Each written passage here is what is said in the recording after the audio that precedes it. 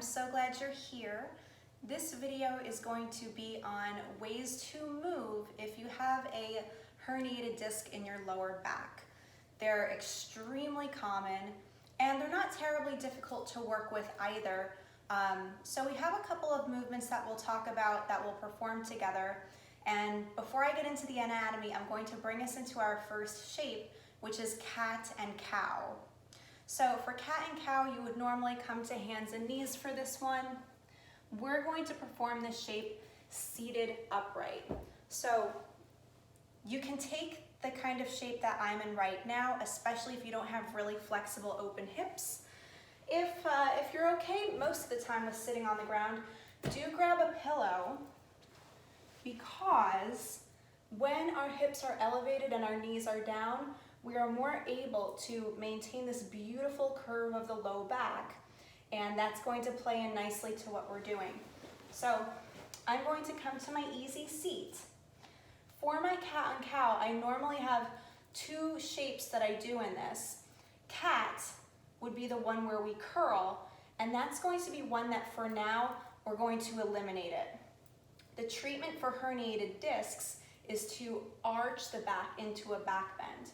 So our cat and cow now becomes just cow and neutral. As I inhale, I'll lift my heart toward the sky. As I exhale, I'll come back to neutral spine, the way I would sit if I were just hanging out. We'll take a couple of those. Inhaling to lift the heart. Exhaling back to neutral. I'll draw my navel in as I return to neutral. One more time, big inhale, lift the heart. Exhale, coming back to our neutral shape.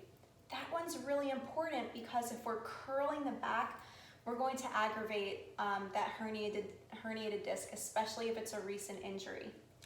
For my next shape, we can get rid of our pillow or our bolster, just stick it off to the side, and we'll come on down onto our bellies. And this shape is called Sphinx.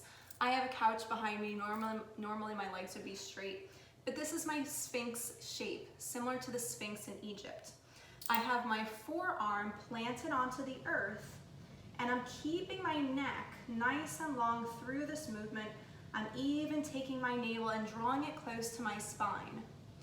This shape is really important for lower back herniations because as we come into this back bending shape, we actually create a suction that pulls that herniated disc back into alignment. What does that mean? If we were to look at the discs, the intervertebral discs, those are kind of jelly-like pads that are between the vertebrae, the spine bones. And what normally happens to them, again, I'm not a doctor, I'm a yoga therapist. You need to talk to a doctor if you want a specific diagnosis. But most of the time, for most disc herniations, the solid ring around the outside of that jelly pad, the annulus fibrosus, kind of looks like anus, kind of looks like fibrous. That annulus fibrosus becomes penetrated by that pulpy inside. That pulpy inside is the nucleus, middle, pulposus, pulpy. And that pulpy part starts to poke out beyond that fibrous ring. And normally it's protruding backwards. So in arching the back and making the spine nice and long, we do get the opportunity to create a suction and pull it back into alignment. There is no time limit on how long you can spend here.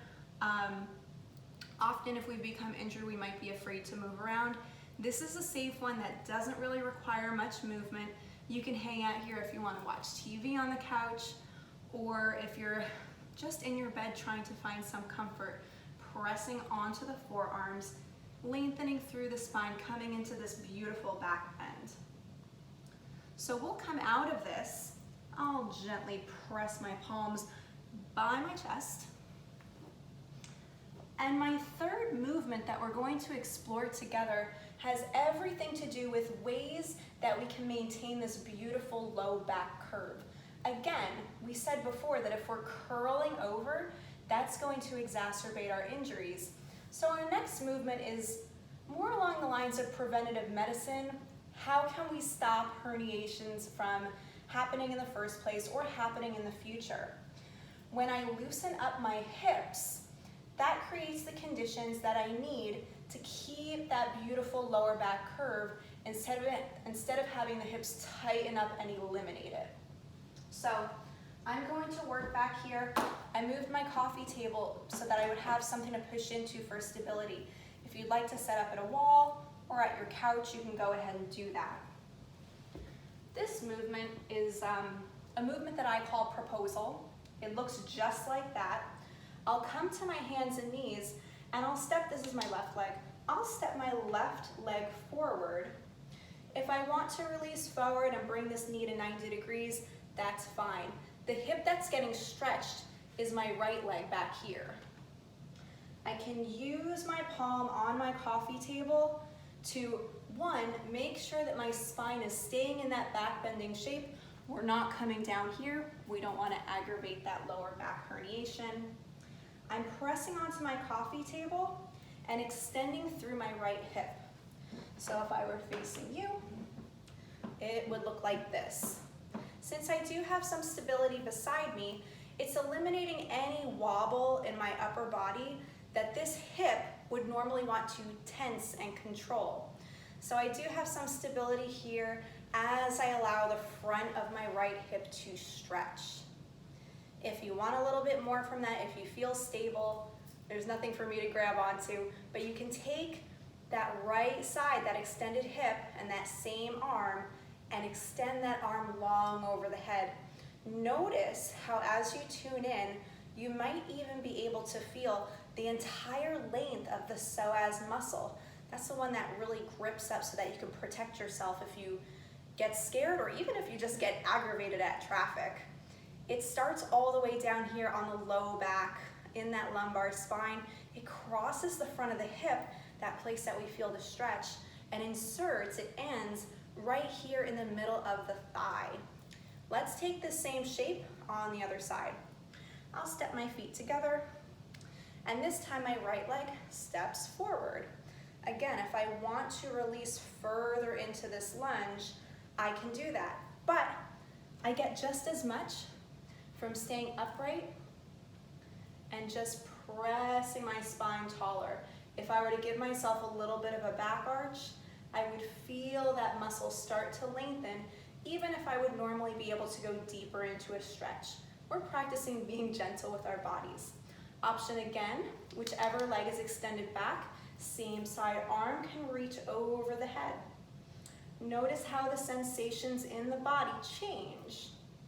We'll take a couple of breaths here, knowing that the longer we make our exhale, the better signaling we're giving to our body that it's safe to relax and that I can open up this muscle and let go of some of the tension in it.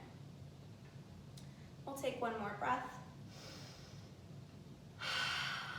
As you let go your exhale, gently releasing the stretch, coming on back to a seat. Being conscious of that lower back curve. If I'm elevated, I can maintain it. Let me know if these movements were helpful to you. If you have other injuries, don't be shy about direct messaging me or dropping something in the comments. I'm happy to help you. Good luck in your recovery journey. I love you so much. Until next time.